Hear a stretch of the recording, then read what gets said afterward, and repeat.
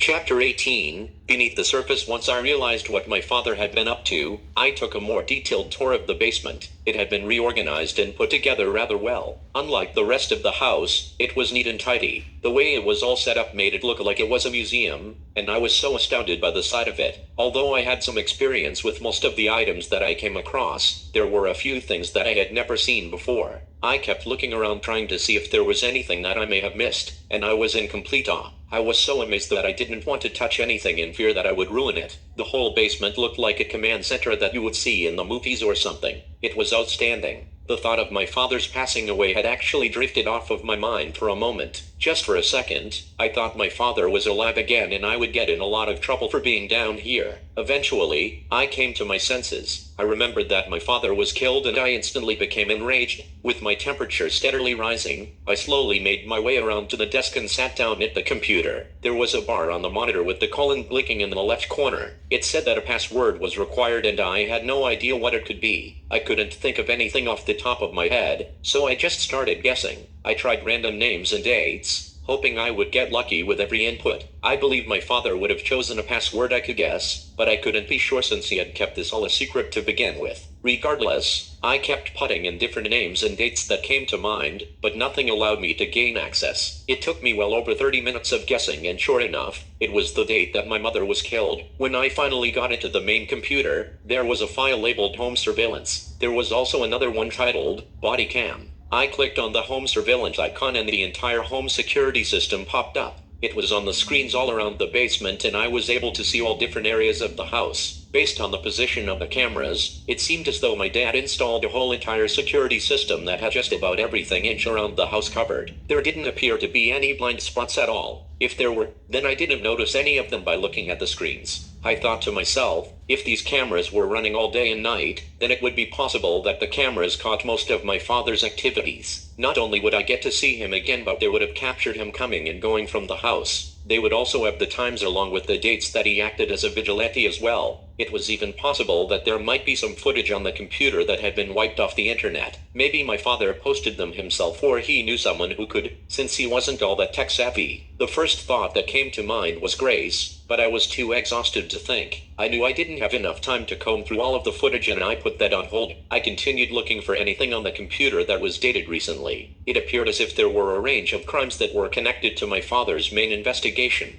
There were a substantial number of cases that consisted of crimes which ranged from petty theft to arson, even murder. Some of the documents were labeled urgent, some were titled information and others were listed as complete. The files that were tagged as info looked to be a list of informants that my dad managed to get intel from. He had gathered a substantial amount of evidence from a lot of crimes, as well as the criminals that committed them. He had all the conspirators tied together in a web of lies on the bulletin board in the basement. We used to use that board to help me work on plays when I could still partake in organized sports. It brought back so many memories that made it hard for me to focus. Aside from my photographic memories, the photos on the computer were graphic enough to give me more nightmares. Many of the cases were misdemeanors, but they were connected to other acts of crime I couldn't even fathom. They were so horrific that I felt the urge to solve the cases myself. Dad really brought a whole new meaning to the phrase "takes his work home with him." I couldn't imagine how my father must have felt when he came across this information. Even the mugshots of the wanted individuals were disturbing. How did he stay focused? How did he have the strength to ignore what didn't connect to my mom's death?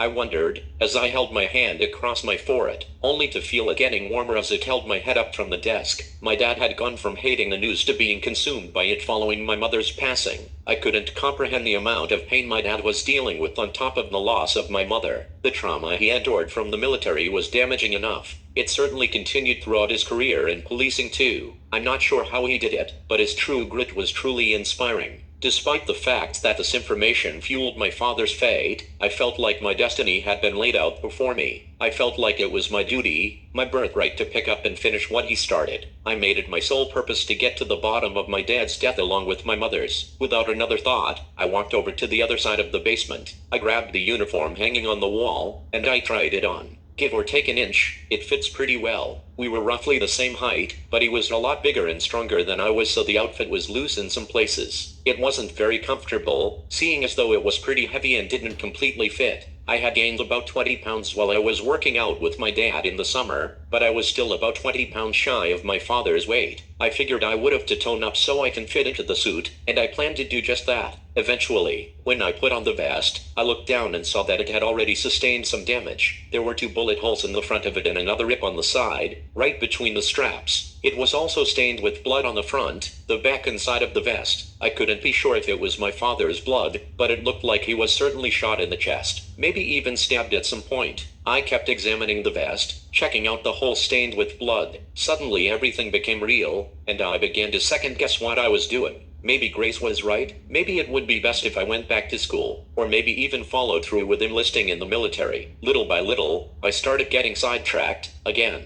This time, all it took was another glimpse of my mother's urn above the bar and I was able to regain the focus I needed to continue. That's when I realized why my father brought the pictures and the urn down into the basement. He did it for inspiration, because I too was inspired again. I made my way back over to the computer and sat down. I put my hand on the mouse and began browsing through all the files with total focus. That's when I realized that my dad was able to access his account for the database from the department. The problem was, I couldn't crack the code. He either had different login information for his database or his account was removed altogether. I couldn't be sure of either at the moment. I was just glad that my dad had documented everything on the computer beforehand. He had footage of every encounter captured on his body cam, and he kept detailed notes about every engagement. When I read through the intel that my father left behind, it seemed like he too was learning as he went along. He kept documentation of the things that worked as well as the ones that didn't. It seemed the more he used guns, the more he found himself in need of them. He eventually stopped using them altogether. That's when enhanced his other equipment that wasn't as deadly, which made a lot of sense to me. There was a separate file that had a list of possible suspects in relation to my mother's homicide. When I opened the file and I viewed the list in its entirety, some of the names looked familiar, but I couldn't remember why. It was possible I saw reports of these crimes on the news at some point, but I couldn't be sure.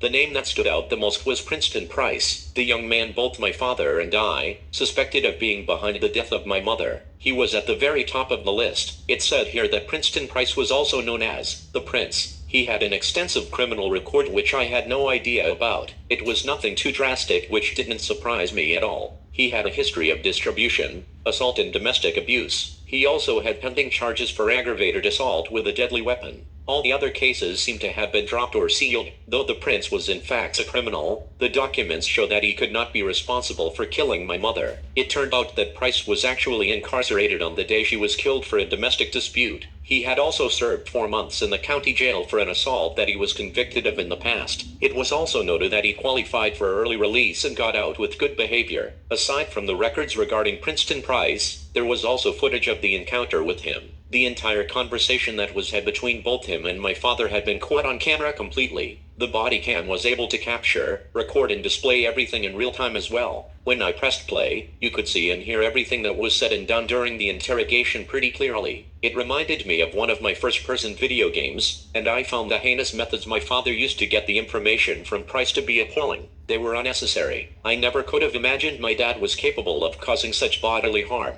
Based on the footage, he may have broken a couple of the prince's fingers, maybe even his arm as well. I mean, you can literally hear Price shouting, "On my arm," seconds after the sounds of a finger snap. Princeton didn't seem to know who my father was. That's because the questions Dad asked were vague, yet direct. I assumed we kept it short and simple so he wouldn't draw any speculation as to who he was, or what his primary objective may be. That allowed my dad to keep his identity a secret during interrogation. I would actually suspect my father to be under the mask, based on the line of questioning. However, the Price was in so much pain that it didn't process. He kept answering the questions, claiming to be in jail at the time. It was clear my father didn't believe a word of it until he put his Smith & Wesson to the front of his skull. If I had to guess, he played Russian roulette. This would be a tactic used to see if the prince would change his statement under extreme duress. I couldn't bear to watch, but I couldn't take my eyes off the screen. It felt like I was watching a movie and I couldn't imagine what it must have been like in the room. There was no way Price was lying.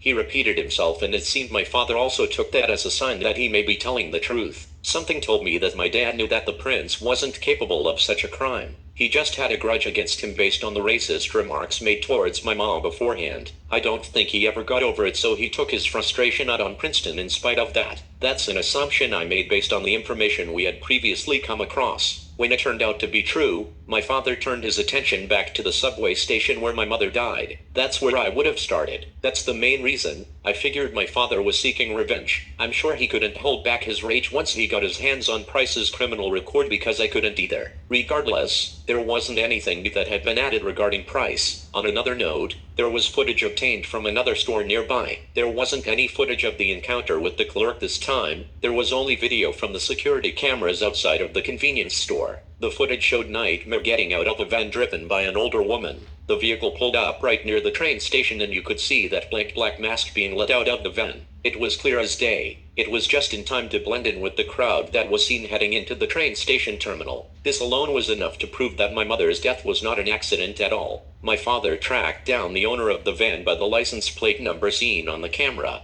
Had they checked all the cameras in the surrounding area like any gumshoe would have, then we could have been able to come to this conclusion a lot sooner. The negligence surrounding this case was unreal, and it began to look more like a conspiracy whenever information was obtained. I had no idea who the woman driving the van was, and it didn't appear that my father ever found out. There was nothing about her in the notes, not even in documentation surrounding the actual owner of the vehicle, which stated that the van was registered to a man named Peter Pentangelo, otherwise known as Peter Pan.